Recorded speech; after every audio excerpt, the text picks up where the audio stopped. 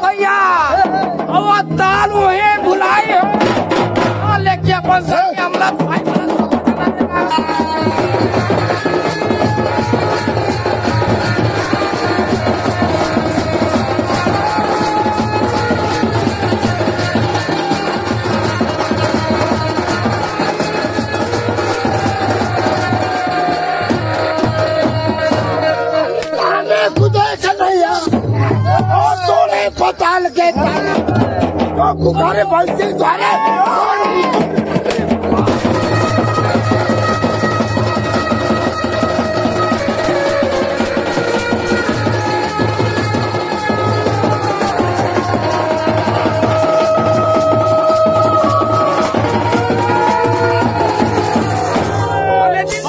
तुम आयो नागिन कृष्ण हमारा नाम तेरे नाम को मैं देखूंगी।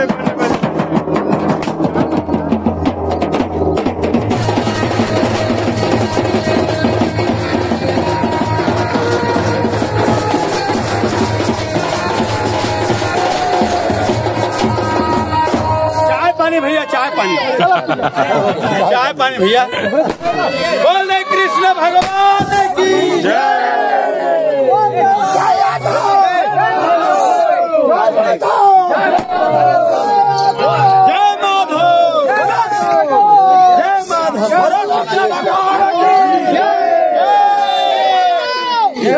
चलो चाहे गो बेटी हाथी घोड़ा भैया एक चलेंगे जहाँ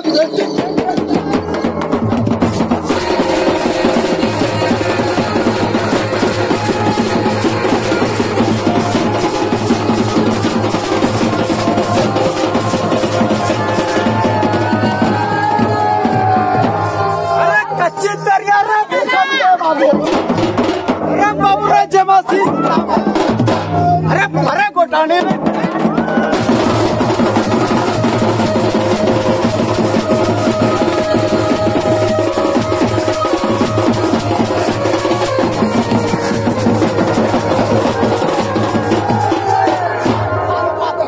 सोने का सैया यारो कंसासुर में लिपाती